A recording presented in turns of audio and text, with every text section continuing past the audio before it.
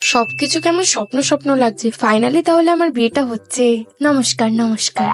আমার বিয়েতে আমি একজন যে কাউকেই চিনতে পারছি না। এটা কারা রে বাবা? খাবার স্টার্টারে কত কিছু রেখেছে, সবাই কি সুন্দর খাচ্ছে, একমাত্র আমি যে সকাল থেকে উপোস করে রয়েছি।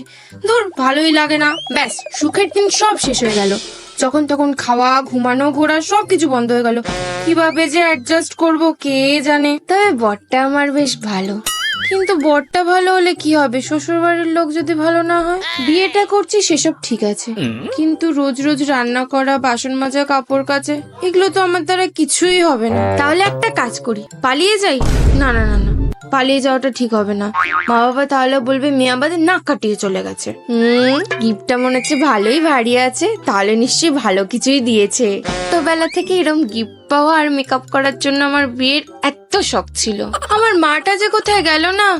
উফ, আমার কি জোর টয়লেট পেয়েছে। এত সেজে গুজে কি আর টয়লেটে যাওয়া যায়? ও, সবাই কি নাচ করছে দেখে তো আমারও নাচতে ইচ্ছে করছে। যা যা যা, একটু নিচে আসি।